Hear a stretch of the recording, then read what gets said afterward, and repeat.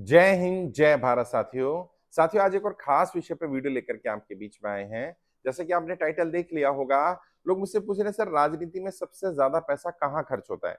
ऐसी कौन कौन सी जगह है जहां पर सबसे ज्यादा पैसा खर्च होता है? किन कामों पर सबसे ज्यादा पैसा खर्च होता है? और क्या उस पैसे के खर्चे को कम किया जा सकता है? मुझे लगा इस पर बात रखनी चाहिए। यदि आप फ्रंटल पॉलिटिक्स में आना चाहते हैं, चार ऐसी जगहें हैं जहां पर सबसे ज्यादा पैसा खर्च होता है राजनीति में। और जो आप सुनते हैं, किसी व्यक्ति ने सांसद का चुनाव लड़ने के लिए करोड़ों रुपया खर्च कर दिया, विधायक का चुनाव लड़ने के लिए करोड़ों रुपया खर्च कर दिया, 10-15 दिन के प्रचार में ही इतना पैसा कहाँ खर्च हो जाता है? सबसे ज्यादा और सबसे पहला कैटेगरी जिस पर सबसे ज्यादा पैसा खर्च होता है, वो है मैन पावर। चुनाव में काम करने वाले जो लोग होते हैं, जनरली जो कार्यकर्ता भी साथ चल रहे होते हैं, उन पर भी खर्चा हो रहा होता है। और जो कार्यकर्ताओं के साथ और लोग चल रहे होते हैं, जो पर्चे बांटने वाले हैं, स्टिकर लगाने वाले हैं, पोस्टर लगाने वाले हैं, वो सभी पेड होते हैं। उन सभी को फिक्स अमाउंट दिया जाता है। और वैसे नॉर्मल डेज में अगर आप पर डे की बात करें, तो 600-700 रुपए पर डे में लड़का या लड़की मिल जाता है। लेकिन जब आप चुनाव के समय में बात करते हैं, तो 500 से लेकर के और 2000 रुपए तक का रेट है, अलग अलग कामों के लिए। जो सबसे निचले स्तर के काम है, पर्चे बांटने के, वहां 2 घंटे के लिए 500 रुपए, पूरे दिन के लिए बुलाएंगे तो 1000 रुपए, 1200 रुपए। अगर पदयात्रा में चलने वाले लोग बुलाने हैं, तो 300 रुपए 2 घंटे के लिए महिलाएं लेंगी। और अगर पूरे दिन के लिए बुलाना है तो वो भी 800, 1000 रुपए ले जाएंगी।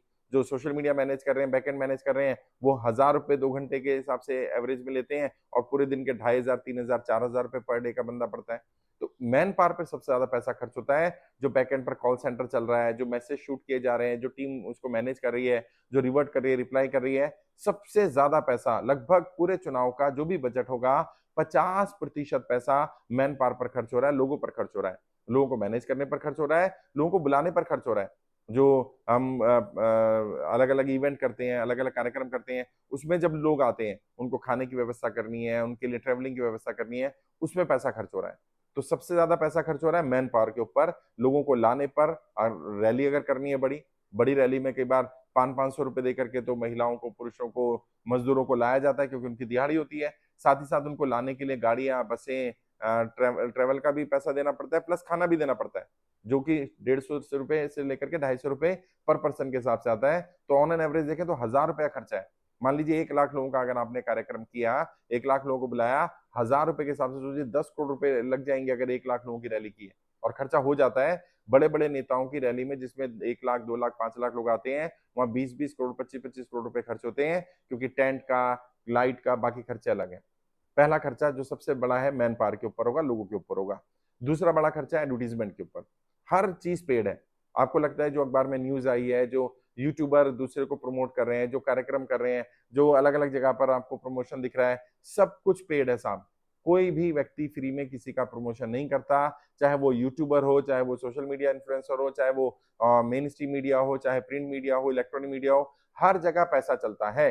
जहां दिखता है इंटरव्यू आया है, जहां दिखता है कि खबर छापी गई, जहां दिखता है कि कोई जानकारी दी जा रही है, वो सारी चीजें भी पेड होती है, पेड न्यूज की कैटेगरी में आता है। और पीआर एजेंसी रखी जाती है बाकायदा इसके लिए। और जो एडवर्टीजमेंट एजेंसी है, ब्रांडिंग एजेंसी है, वो काम अलग करती है। एडवर्टीजमेंट और ब्रांडिंग एजेंसी का काम होता है जितने भी डिजाइनिंग करने हैं, प्रमोशन करनी है, ऑनलाइन ऑफलाइन प्रमोशन करना है, होर्डिंग्स, बैनर्स, पोस्टर, प्रचार के 75 से ज्यादा तरीके हैं जिनका इस्तेमाल किया जाता है। सभी पेड होते हैं, सब में पैसा खर्च होता है। ये दूसरी कैटेगरी है जहां पैसा खर्च होगा। तीसरी कैटेगरी जहां पर चुनाव में बहुत ज्यादा पैसा खर्च हो रहा है, बांटने पर, कैश बांटने पर या काइंड्स चीजें बांटने पर। शराब बांटते हैं कुछ लोग गिफ्ट बांटते हैं। कई लोग हैं जिनका चुनाव चिन्ह होता है, उस चुनाव चिन्ह को ही बांट देते हैं। और चुनाव चिन्ह ये नहीं कि, मान लीजिए, मैं किसी नाम नहीं लूंगा पार्टी का, मैं इंडिपेंडेंट का एग्जांपल देता हूँ, किसी की सिलाई मशीन चुनाव चिन्ह है, तो हो सकता है वो सिलाई मशीन ही खरीद कर बांट दे। अब वो तो सिलाई मशीन तो यूज हो जाएगी, लेकिन जिन पार्टियों के, जो नेशनल पार्टियां, उनके चुनाव चिन्ह जो है, या जो रजिस्टर्ड पार्टियां, उनके चुनाव चिन्ह जो है, वो तो शायद काम के नहीं है। तो वो क्या बांटते हैं? वो चुनाव चिन्ह को मेटल के फॉर्म में बांटते हैं। गोल्ड के चुनाव चिन्ह आते हैं, सिल्वर के चुनाव चिन्ह आते हैं। अब मान लीजिए किसी पार्टी का चुनाव चिन्ह है और उसने गोल्ड का वो 10 ग्राम का बना दिया, तो जो जो खास लोग हैं उनको 10-10 ग्राम का अगर गोल्ड का वो कॉइन के रूप में या बिल्ले के रूप में मिलेगा, तो वो तो ऑब्वियस सी बात है, उनको कितना पैसा खर्च होने वाला है। जो बड़े पदाधिकारी होते हैं उनको दिया जाता है पैसा, 50,000 रुपए, 60,000 रुपए, लाख रुपए के हिसाब से। जो क्षेत्र में काम कर रहे हैं, जो चुनाव जीते हुए लोग हैं, जिला पार्षद हैं, निगम पार्षद हैं, जो बीडीसी मेंबर हैं, जो जिला पंचायत सदस्य हैं, जब विधानसभा लोकसभा का चुनाव होता है उनको भी अलग अलग तरीके से ऑर्गेनाइज किया जाता है, वहां भी पैसा खर्च होता है। यानी तीसरी कैटेगरी हुई पैसा चीजों को बांटने पर या पैसा बांटने पर। कई उम्मीदवार पैसे के आधार पर वोट खरीदना पसंद करते हैं, और भारत की राजनीति की कड़वी सच्चाई ये है, यहाँ पर वोट बिकता है। कोई माने ना माने, कोई स्वीकार करे ना करे, लेकिन मैं क्योंकि पॉलिटिकल ट्रेनर भी हूं और राजनीति को बहुत करीब से देखा है, पिछले 16-17 साल से यही काम कर रहा हूं। भारत में वोट बिकता है, ये बात सच है। बिकने के अलग अलग कारण हो सकते हैं, किस कारण से बिकता है, कैसे खरीदा जाता है, कौन खरीदता है, उनके जो एजेंट हैं वो कैसे काम करते हैं, उस पर हम बहस कर सकते हैं। लेकिन कोई ये कहे कि नहीं बिकता है, मैं इसको स्वीकार नहीं करूंगा। भारत में वोट बिकता है, शराब के आधार पर भी, चीजों के आधार पर भी, गिफ्ट के आधार पर भी, पैसे के आधार पर भी वोट इन्फ्लुएंस होता है। ये तीसरी कैटेगरी है। चौथी कैटेगरी है जो कॉन्स्टिट्यूंसी में ट्रेवल करना है, उस पर काफी पैसा खर्च होता है। जो गाड़ियां आपकी चलने वाली है, एक तो जो ऑफिशियली आपकी गाड़ियां चल रही हैं वो तो चल ही रही हैं, साथ में जो अनऑफिशियल गाड़ियां चल रही हैं, जो बाइकें चल रही हैं, उनको पेट्रोल के लिए पैसे दिए जाते हैं या पर्ची सिस्टम चलता है, पेट्रोल पंप पे पहले सेटिंग कर ली जाती है। और जितना चुनाव का बजट है, मैं आपको बता रहा हूँ, जो इलेक्शन कमीशन की लिमिट है जिस चुनाव में, केवल उतना पैसा अगर देखें तो पेट्रोल में ही खर्च हो जाता है। गाड़ियों के डीजल और पेट्रोल का खर्चा उससे ज्यादा आता है जो चुनाव की लिमिट है। लेकिन समस्या है, कोई सच बोलने को तैयार नहीं है, कोई सच सुनने को तैयार नहीं है। इसके अलावा और भी खर्चे हैं, ये तो चार मेजर कैटेगरी हैं। इसके अलावा जो छोटा मोटा फ्लायर्स देंगे हम लोग, या खाने का खर्चा होगा, जो लीगल टीम होगी उसका खर्चा होगा, जो बाकी 9 टीमें काम कर रही होंगी, शेडो कैंपेनिंग टीम काम कर रही होगी, उसमें वॉलंटियर का खर्चा होगा, जो वे बिल्डिंग के लिए हम इंस्ट्रूमेंट इस्तेमाल करेंगे, जो टेक्नोलॉजी इस्तेमाल करेंगे, उस सब का जो खर्चा होगा वो एड ऑन है, वो अलग है।